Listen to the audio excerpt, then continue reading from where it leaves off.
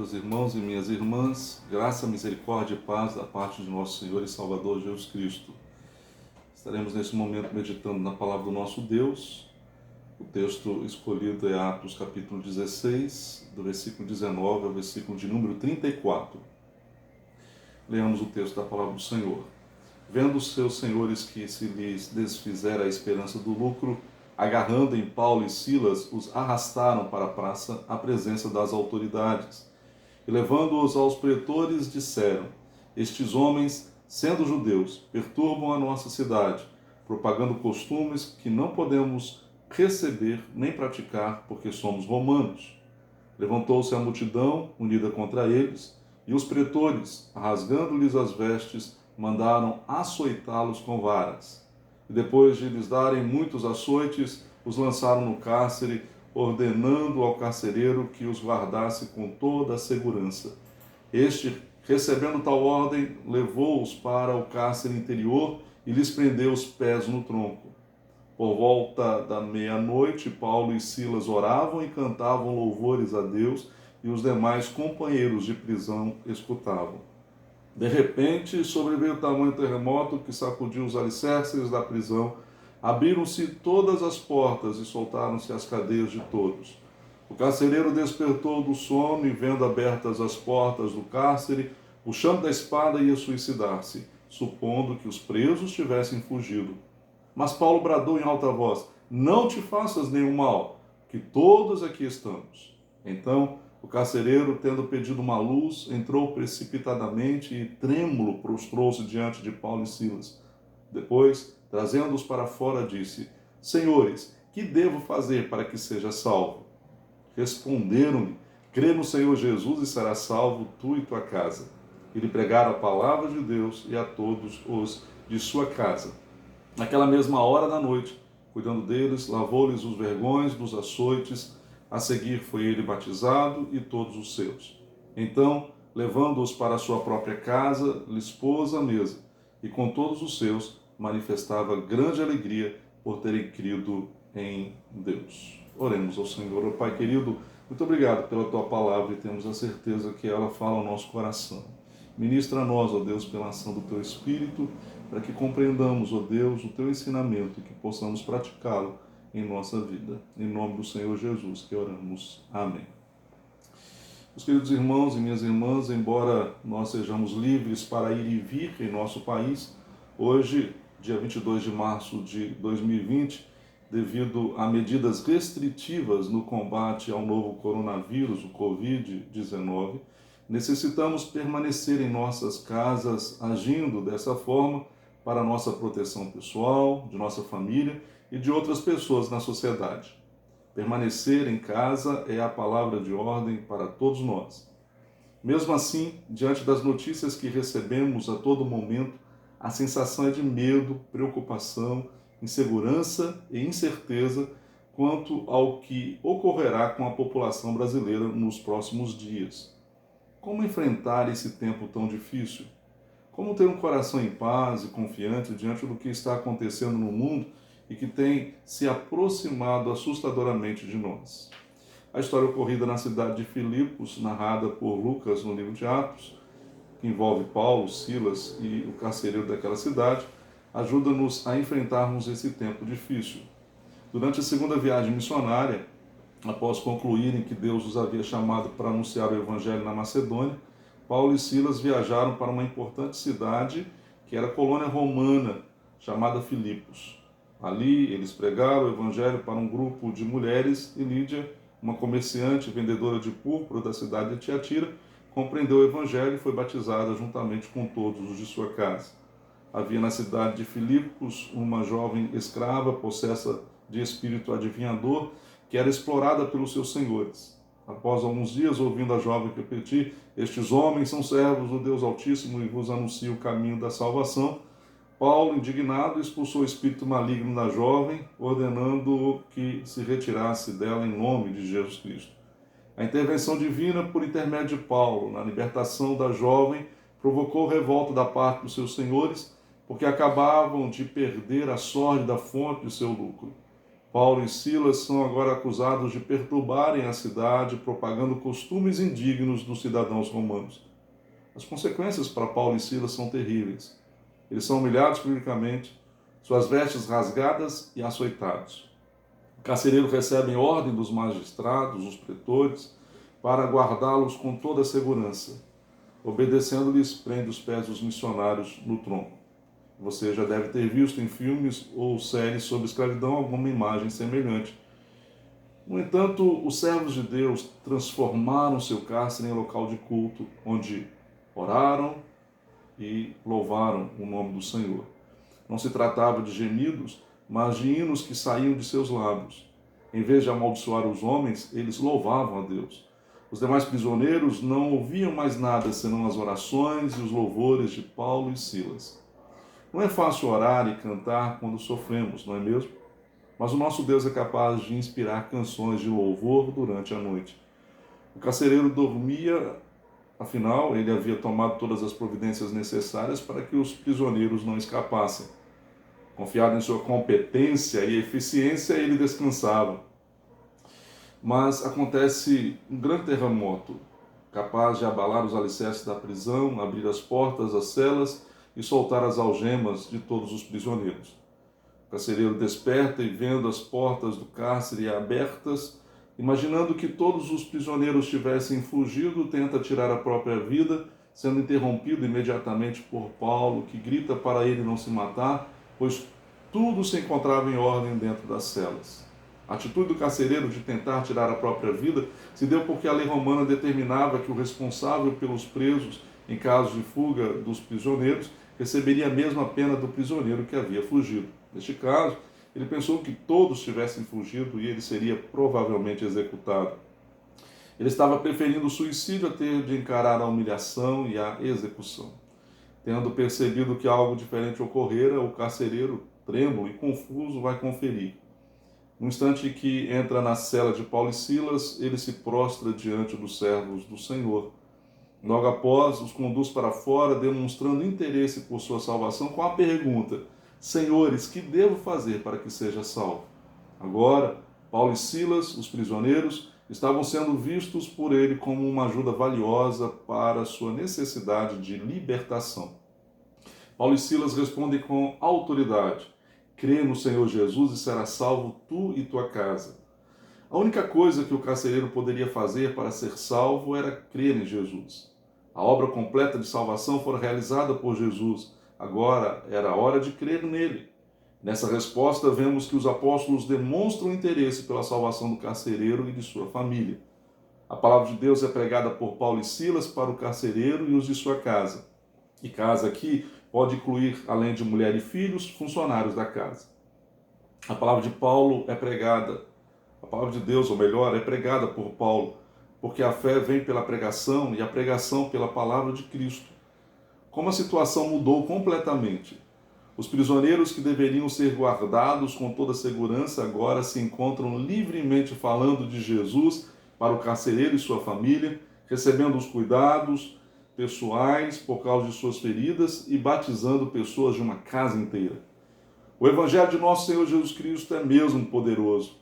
Uma prisão transformada em lugar de culto e salvação e uma casa transformada em lugar de júbilo pelo fato de existir ali, a partir daquele momento, pessoas que creram em Jesus.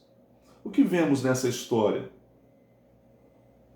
Podemos perceber aqui como o Evangelho de Jesus Cristo responde à impotência, ao fracasso e ao desespero do ser humano. Em primeiro lugar, é necessário reconhecermos que o drama da impotência, do fracasso e do desespero está presente na sociedade na qual vivemos. Foi assim na época de Paulo e Silas, especialmente nesta história que estamos considerando, e é assim nos nossos dias. Olhemos para o que aconteceu com o carcereiro. Apenas numa noite, o carcereiro vivencia algo que jamais havia vivido até então em sua vida. No exercício de sua profissão, coube a ele guardar os prisioneiros, e isso incluía Paulo e Silas, que foram presos porque pregavam a palavra de Deus em nome do Senhor Jesus Cristo, vendo vidas salvas, como no caso da jovem adivinhadora. Para o carcereiro, era mais uma noite de atividades profissionais. Isso ele tiraria de letra pois tinha experiência e, além do mais, todos os instrumentos para manter os presos em total segurança foram utilizados. Ele poderia dormir ali sem problema algum. Por providência divina, Paulo e Silas ali estavam em plena comunhão com Deus por meio da oração e do louvor. Deus intervém soberanamente, usando o terremoto, e as portas do cárcere se abrem. O carcereiro desperta do sono e é imediatamente confrontado com a realidade de sua impotência. Seu fracasso é exposto, sua derrota é evidente. O desespero toma conta e ele pensa que a única forma de salvar a sua honra era dar fim à sua própria vida. Esta era a maneira que ele conhecia para solucionar o seu problema. Será que ele pensou em sua família nesse momento? Talvez tenha pensado sobre como iria encarar os seus superiores, como lhes explicaria o que ocorrera. E nos nossos dias? A situação é semelhante. Quantas pessoas estão neste momento sendo confrontadas com seus medos, impotência, fracassos e desespero? Quantos estão desesperados sem saber o que fazer?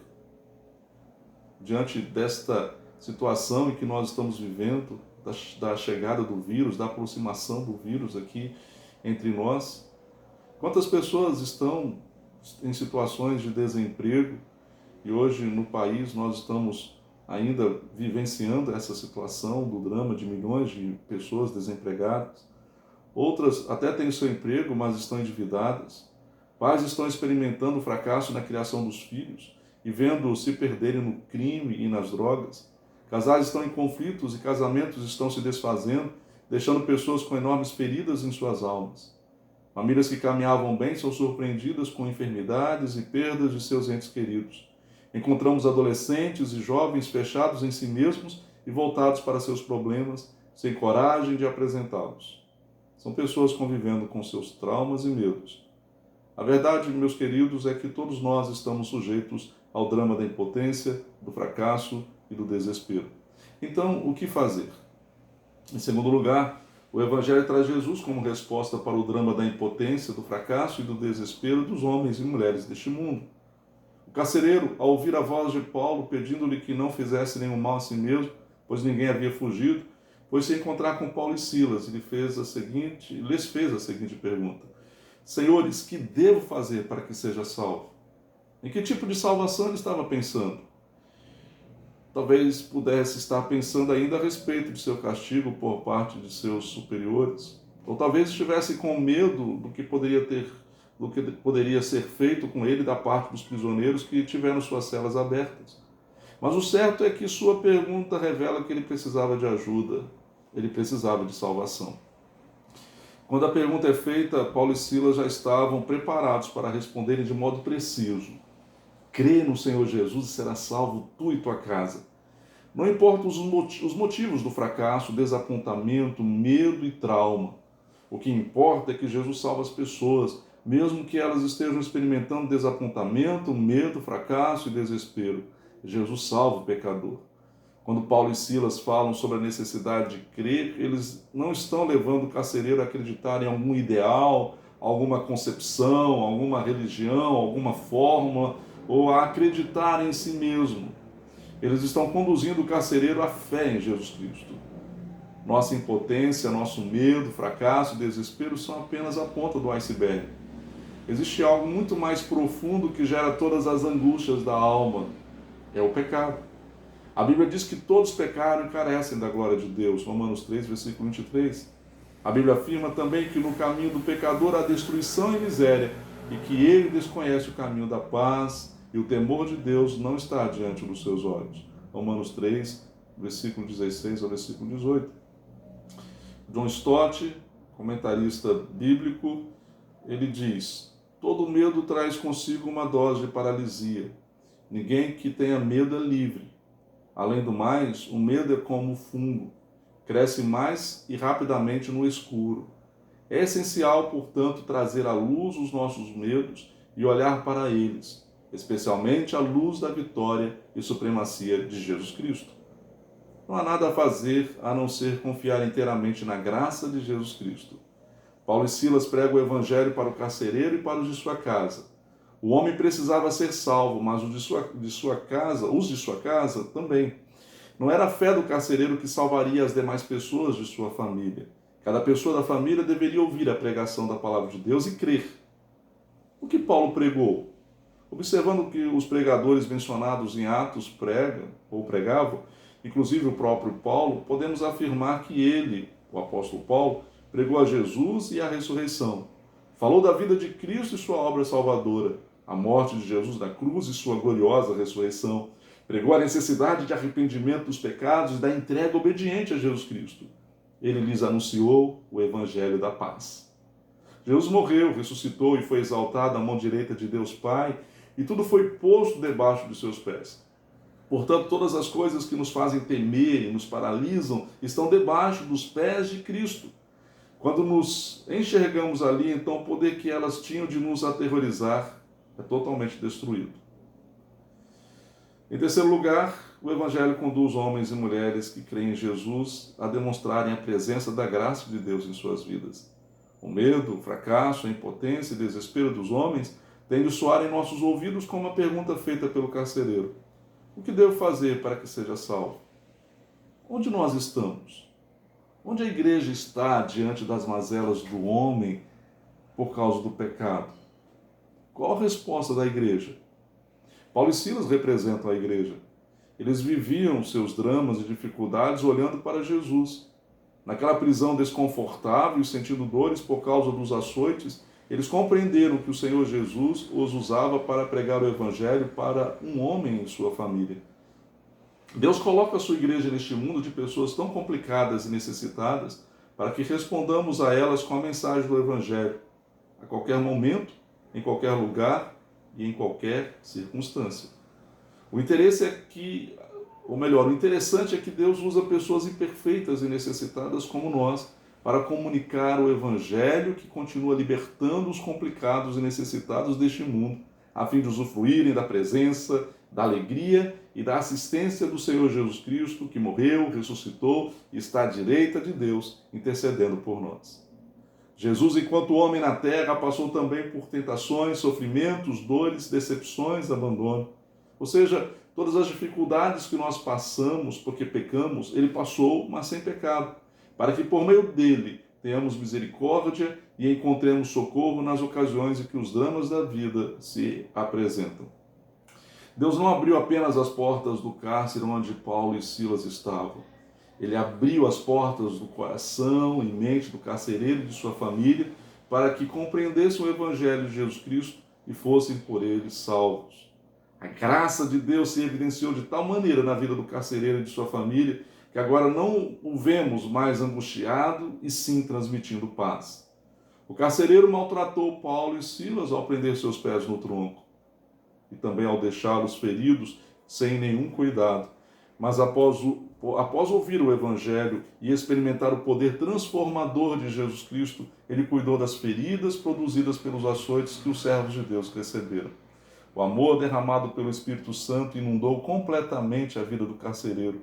A atitude dele foi semelhante à do samaritano, da parábola conhecida como a do bom samaritano, contada por Jesus, na qual vemos o cuidado e a assistência conferido para seu pronto restabelecimento. Deus transformou o lar do carcereiro em lugar de comunhão e de alegria. Do mesmo modo que o Senhor Jesus fez por meio de Paulo e Silas na vida do carcereiro e de sua família, ele pode fazer em sua vida e na vida de sua família. Não importa qual a crise que você e sua família estão vivendo, seu lar pode ser um lugar de paz, alegria, cura e comunhão a partir do momento que o evangelho libertador de Jesus Cristo entrar em sua vida. Crê no Senhor Jesus e serás salvo, tu e tua casa.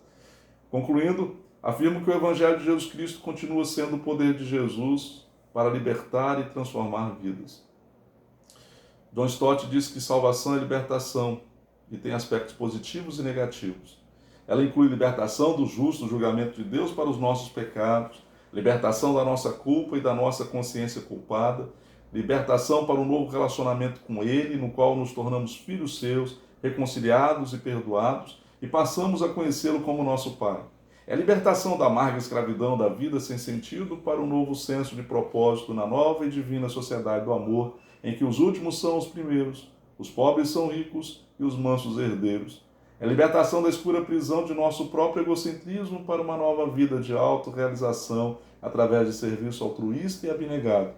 E um dia ela incluirá a libertação da futilidade da dor, da corrupção e da dissolução para um novo mundo de imortalidade, beleza e gozo indizível. Tudo isso e muito mais é salvação. O Evangelho de Jesus Cristo não está preso e jamais poderá ser detido. Ele continuará cumprindo o propósito para o qual foi designado por Deus, pois a palavra que sai da boca do nosso Deus não volta para ele vazia. Que o Pai Celeste nos abençoe. Amém. Oremos. Ó Deus querido, nós te louvamos pela palavra do Senhor. Pedimos ao Senhor que tu estejas, ó Deus, trazendo paz aos nossos corações nesse tempo, ó Deus, tão difícil, nesse tempo, Deus, de apreensão, de preocupação. E que possamos continuar crendo no poder do Senhor Jesus. Continuemos, ó Deus, a crer naquilo que o Senhor Jesus tem feito por nós, dando-nos a segurança de que somos salvos. A necessidade de reconhecermos, ó Deus, que pecamos, que somos falhos. E vemos que o Senhor, ó Deus, tem agido de forma poderosa para confirmar em nosso coração que pertencemos a Ti. Aquelas pessoas que ainda, ó Deus, não têm essa certeza, que elas possam sentir essa certeza, que suas vidas sejam transformadas, que seus corações sejam mudados e que também, ó Deus, haja impacto em suas casas, nas suas famílias, que vidas sejam transformadas, ó Deus, nas famílias de todos que nos ouvem. E que assim, ó Deus, tudo aconteça para o Teu louvor, para a Tua honra e para a Tua glória. Tira, ó Deus, os medos, as incertezas. Faça com que, ó Deus, nós possamos, ó Pai, entender os propósitos do Senhor, ó Deus, para nós, diante das situações adversas, e que continuemos sempre a olhar para Jesus, o autor e consumador da nossa fé. É no nome dele que oramos agradecidos. Amém.